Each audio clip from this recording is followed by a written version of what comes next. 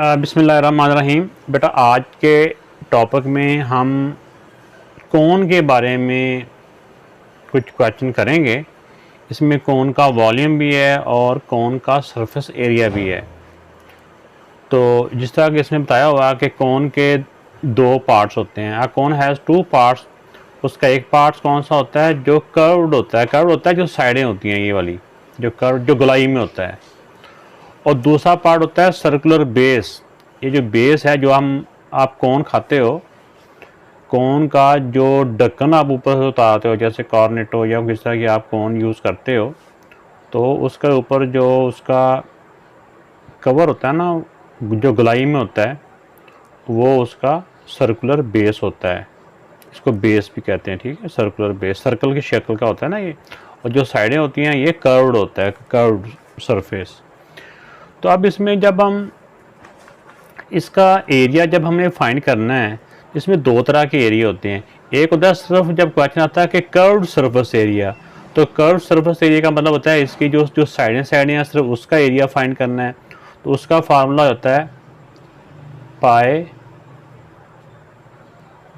R L. पाई R L. L क्या होता है? एल होता है ये जो तिरछी हाइट होती है, ये सीधी वाली नहीं, एक होती है बिल्कुल ऊपर से नीचे को, ये नहीं, ये हाइट होती है स्ट्रेट हाइट। ये जो तिरछी होती है स्लैंट हाइट होती है, इसको स्मॉल एल के साथ शो करते हैं, और इस वाली जो हाइट को एच के साथ शो करते हैं। और इसी तरह जो इसका सर्कुलर बेस होता है, सर्कल के एरिया का फार्मूला क्या होता है? सर्कल के एरिया का फार्मूला होता है पाई आर स्क्वायर। ठीक हो गया। तो बाद में क्वेश्चन आता है कि टोटल सरफेस एरिया। टोटल का मतलब होता है ये एरिया और ये एरिया, इन दोनों एरिया को प्लस करो।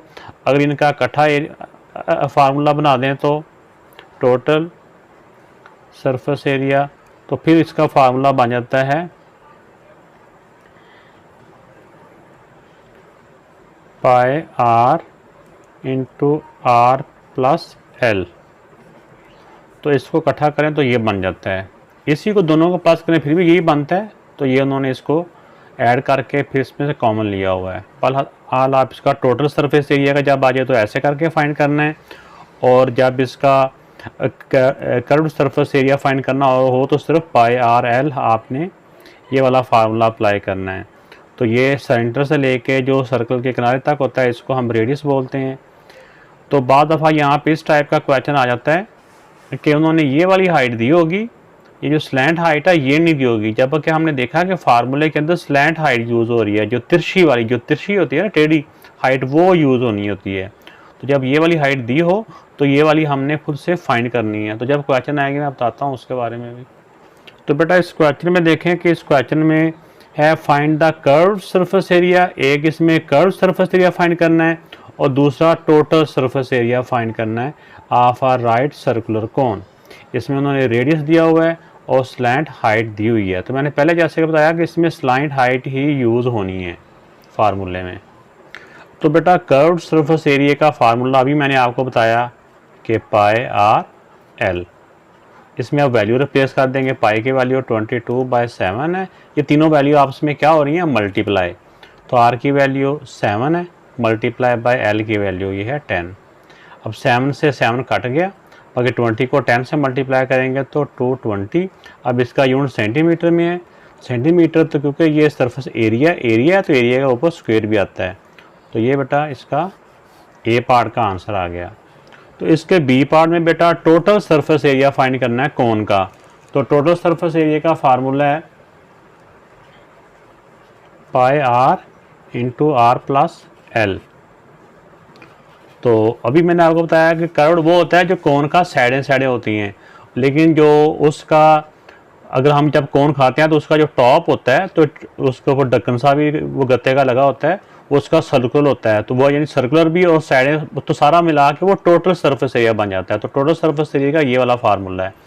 अब इसमें वैल्यू पुट करते जाते हैं, इन दोनों को मल्टीप्लाई करना है। 7 है, आर की वैल्यू 7 दी हुई ना, तो फिर यहाँ पे 7 प्लस एल, एल की वैल्यू है 10। तो हम पहले जो ब्रैकेट के अंदर है पहले हम उनको सॉल्व कर लेते हैं। ये हो जाएगा 17 इस ब्रैकेट का मतलब यही है कि ये इसके साथ मल्टीप्लाई हो रहा है। अब देखें ये 7 से 7 कट गया, बाकी 17 को 22 से हम मल्टीप्लाई कर देते हैं तो हमारा आंसर आ जाएगा। तो जाएगा 374 सेंटीमीटर स्क्वायर। ये इसका दूसरा आंसर आ गया इस पार्ट का। तो सेकंड पार्ट में बेटा कर्व्ड सरफेस एरिया पहले हमने फाइंड करना है, ये इसका ए पार्ट है। तो कर्व्ड सरफेस एरिया का फार्मूला पाई आर एल, पाई की जगह पे आ जाएगा 22/7 और रेडियस हमारा 2.1 है और एल जो है इसको एल के साथ मल्टीप्लाई करेंगे, इसकी वैल्यू 5 है। तो आप बेटा इसमें देखें ये 7 है और ये इसको आप इसके साथ ऐसे भी कटिंग कर सकते हैं या डेसिमल ख़त्म करके फिर भी आप कर सकते हैं, जैसे मर्जी कर लें, जिस तरह भी आपको समझ में आता है। 7 1 7, 7 3 21। तो पूरा नंबर यूज़ करने के लिए ये डेसिमल बीच में रखा, डेसिमल को उठा के ऊपर ले गए, क्योंकि 2 छोटा था ना 7 से, 1 को भी साथ अटैच करना था, तो 1 को अटैच करने से पहले वो डेसिमल आ रहा था तो डेसिमल ऊपर ले गए।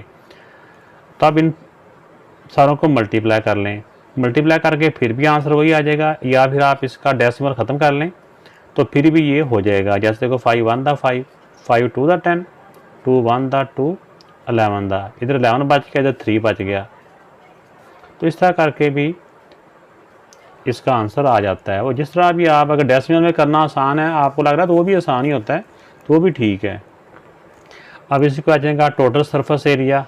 पाई की वैल्यू तो हमेशा एक ही रहती है 22/7 और रेडियस यहाँ पे 2.1 है, फिर ब्रैकेट, फिर रेडियस 2.1 प्लस इसमें आ जाता है लेंथ, जो इसकी स्लैंट जो इसकी हाइट है वो है 5। तो पहले आप ब्रैकेट वालों को चाहे सॉल्व कर लें, 2.1 को में 5 प्लस करें तो क्या आता है, देखें ये 2.1 है तो ये 5 है, जिसका डेसिमल कहीं नहीं होता उसका डेसिमल राइट साइड पे होता है यहाँ पे, तो 5 इस तरफ है लेफ़्ट साइड पे। तो ऐसे करके इनको प्लस करना है। 7.1 ये मैंने इसलिए कर दिया कि कुछ स्टूडेंट ऐसे वो 5 यहाँ 1 के नीचे लिख देते हैं तो जिससे वो गलती हो जाती है। तो 7.1 हो गया। अब इनका देखें बेटा, इनको आप कैंसिल कर लें। 7 1 7। अब देखें ये वैसे तो 21 है, दरमियान में डेसिमल आ रहा है ना, 2 छोटा है 7 से, तो डेसिमल को उठा के ऊपर ले गए, अब ये बन गया 21। तो 7 3 21, तो ये 0.3 है। अब 22 3 और 7.1 को आप मल्टीप्लाई कर लें, तो इनको मल्टीप्लाई किया तो ये आ गया, मीटर में यूनिट था तो मीटर स्क्वायर। ये बेटा इसका टोटल सरफेस एरिया का आंसर आ गया। तो बेटा इस जो थर्ड पार्ट है इसमें डायमीटर दिया हुआ है और स्लैंट हाइट दी हुई है, और हमें पता है कि इसका हमने जब कर्व सरफेस एरिया फाइंड करना है तो उसमें फार्मूला होता है pi R L. Are for इसमें रेडियस है, तो डायमीटर से रेडियस फाइंड करना हो तो हम क्या करते हैं, हमने उसका हाफ कर देना होता है। 15 को 2 से डिवाइड कर देंगे तो वो उसका हाफ बन जाएगा। इसको इसी फॉर्म में रहने दें, मज़ीद आप चाहे ना इसको भी डिवाइड करें, तो इसमें वैल्यू आप पुट करें। 22 पाई की वैल्यू है 22/7 और रेडियस की वैल्यू है 15/2 और जो स्मॉल एल है इसकी वैल्यू है 14।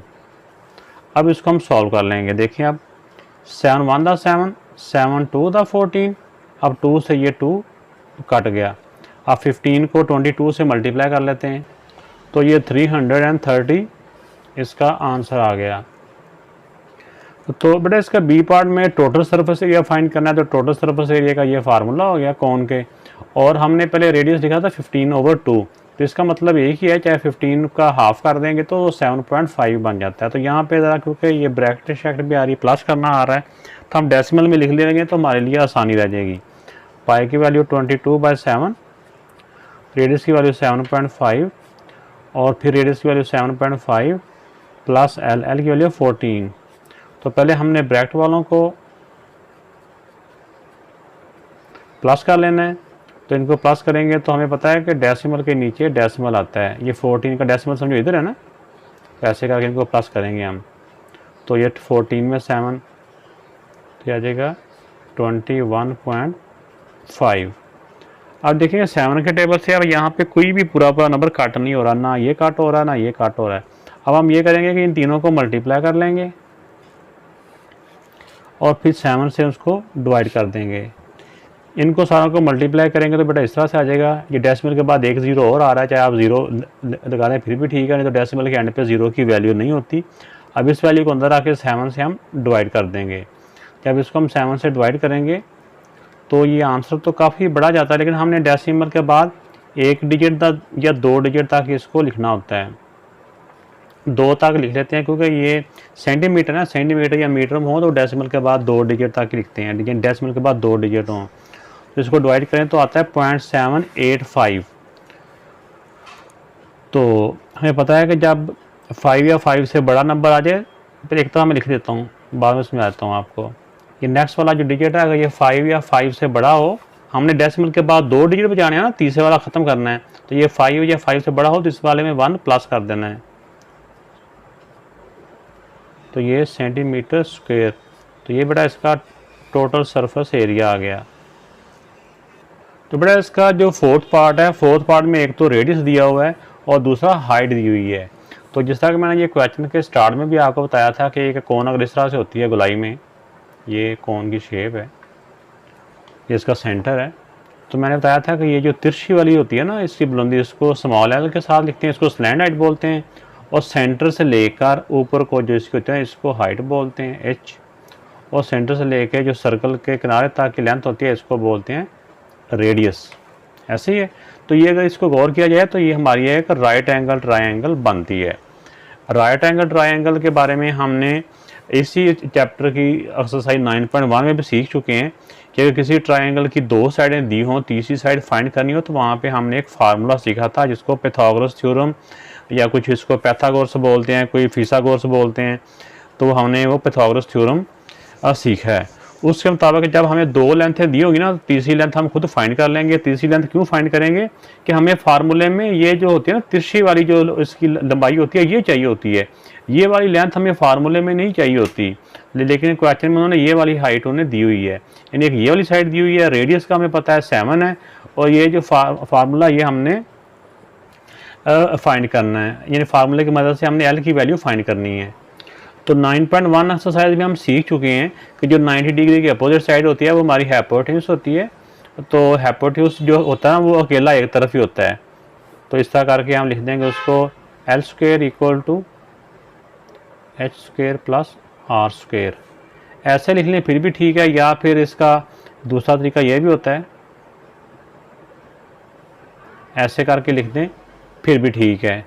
ये दोनों साइडों का स्क्वायर रूट ले लेते हैं, तो इसका स्क्वायर से स्क्वायर रूट कट जाता है, तो बाकी इसके ऊपर आ जाता है। अब यहाँ पे वैल्यू रिप्लेस कर देंगे। एच की वैल्यू 12 है, 12 स्क्वायर, और आर की वैल्यू 7 है, 7 स्क्वायर। तो फिर 12 का स्क्वायर क्या होता है 144, और 7 का 49। इनको जब हम प्लस करेंगे तो क्या आता है 193।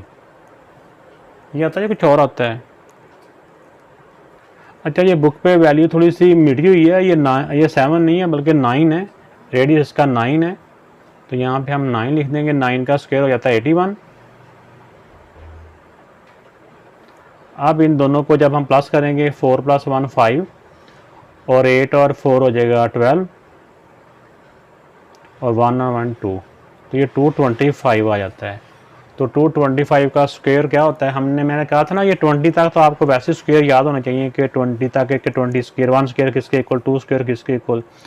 तो जो 225 होता है ना ये 15 का स्क्वायर होता है, तो स्क्वायर से स्क्वायर कट गया तो 15 आ जाता है। एल की वैल्यू आ जाती है 15। अब यहाँ पे हम लिख भी लेते हैं एल इक्वल टू 15 सेंटीमीटर। अब ये स्टेप पहले क्वेश्चनों से थोड़ा एक्स्ट्रा हो जाता है ना यहाँ पे, क्योंकि हमने एल की वैल्यू फाइंड करनी होती है। तो अब हम इस फार्मूले में वैल्यू रिप्लेस कर देते हैं। तो अब देखें कि इसमें 7 के साथ कोई भी नंबर कट नहीं हो रहा, तो हम ऊपर वाले को अलग से मल्टीप्लाई कर लेंगे ओवर 7। अब इनको 7 से हम डिवाइड जब करेंगे तो हमारे पास इसका आंसर आ जाएगा। तो ये क्योंकि डेसिमल के बाद ज़्यादा डिजिट आ रहे हैं तो हम इसको राउंड ऑफ करेंगे, तो 285 आता है, तो हम 5 नहीं लिखेंगे, हम 288 में 1 प्लस कर देंगे 9। तो ये इसका यूनिट सेंटीमीटर में था, तो ये सेंटीमीटर स्क्वायर इसका आ गया कर्व सरफेस एरिया। अब हम इसका टोटल सरफेस एरिया फाइंड करते हैं। इसमें वैल्यू पुट की तो 22/7, और आर की वैल्यू 9 है, फिर 9 प्लस एल की वैल्यू है हमारे पास 15, फिर इनको प्लस किया, चाहे ब्रैकेट की जगह पे आप मल्टीप्लाई भी लिख सकते हैं यहाँ पे आके, या ब्रैकेट भी रहने दें। ब्रैकेट का मतलब आप समझते हैं मल्टीप्लाई होता है। अब 7 के साथ कोई भी कट नहीं हो रहा, तो 7 नीचे रह जाएगा, ऊपर वाले सारों को पहले हम मल्टीप्लाई कर लेते हैं। तो इनको जब इसको 7 से डिवाइड करेंगे तो आ जाएगा 678.857 इस तरह करके। तो जिस तरह कि मैंने बताया कि हमने इसको राउंड ऑफ करना होता है। राउंड ऑफ का मतलब होता है कि इसको छोटा करके लिखना होता है। हमने डेसिमल के बाद 2 डिजिट ही बचाने होते हैं। तो नेक्स्ट वाला डिजिट अगर 5 या 5 से बड़ा हो तो साथ वाले में हमने 1 प्लस कर देना होता है, 6 सेंटीमीटर स्क्वायर। ये बेटा इसका आंसर आ गया।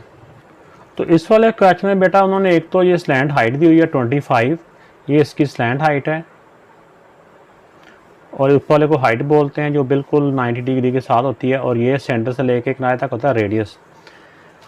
अब हमें फार्मूले में चाहिए होता है रेडियस भी चाहिए होता है और स्लैंट हाइट भी चाहिए होती है। तो हमारे पास क्वेश्चन में उन्होंने स्लैंट हाइट दी है लेकिन रेडियस नहीं दिया हुआ, बल्कि उन्होंने हाइट दी हुई है। हाइट का हमें यहाँ फार्मूले में ज़रूरत नहीं है, लेकिन इसकी मदद से ना हम जिस तरह के अभी लास्ट क्वेश्चन में मैंने बताया था कि एक ट्रायंगल में अगर 2 साइडें हमें दी हों तो हम तीसरी साइड आराम से फाइंड कर सकते हैं। तो उसी वाले फार्मूले के मुताबिक अब हमने यहाँ पे ये 2 साइडें दी हुई हैं, ये वाली साइड फाइंड करनी है। तो इसका फार्मूला लिखते हैं हम। हमें पता है कि जो हाइपोटेन्यूज का स्क्वायर होता है ना, हाइपोटेन्यूज होता है 90 डिग्री के अपोजिट साइड, हाइपोटेन्यूज का स्क्वायर इक्वल टू होता है इन दोनों साइडों के स्क्वायर के। तो हमने अब क्योंकि इसमें रेडियस फाइंड करना है, या इसमें यही वैल्यू पुट कर देते हैं। एल की वैल्यू 25 है, 25 स्क्वायर, और रेडियस की वैल्यू है, रेडियस फाइंड करना है, और हाइट हमारे पास है 24 का स्क्वायर। अब जिसकी वैल्यू फाइंड करनी है वो इधर आ जाएगा, बाकी वैल्यू उस तरफ चली जाएंगी। 25 का स्क्वायर क्या होता है 625, और 24 का स्क्वायर क्या होता है,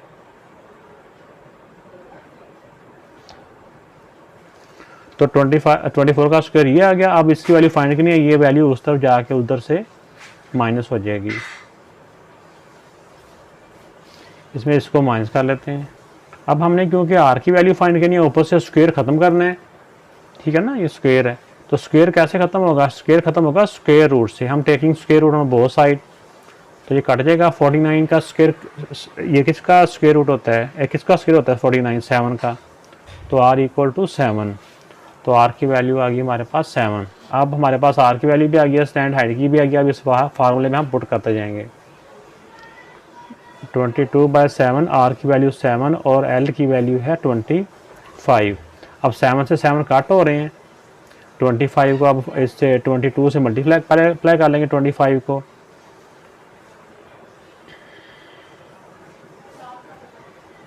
मीटर स्क्वायर, इसको इसके साथ मल्टीप्लाई किया तो ये आ गया। तो अब इसका टोटल सरफेस एरिया का फार्मूला ये है। तो अब इसकी जगह पे वैल्यू पुट करते जाएं। आर की वैल्यू 7, और आर की वैल्यू 7 प्लस एच की, इसमें एल की वैल्यू आ जाएगी हमारे पास 25। अब इसमें देखें कि इन दोनों को पहले प्लस कर लें। 25 में 7 प्लस किया तो 32। अब 7 से 7 कट गया, और 22 को 32 से मल्टीप्लाई कर लें तो हमारा आंसर आ जाएगा। तो बेटा इसको मल्टीप्लाई किया तो 704 मीटर स्क्वायर इसका आंसर आ गया।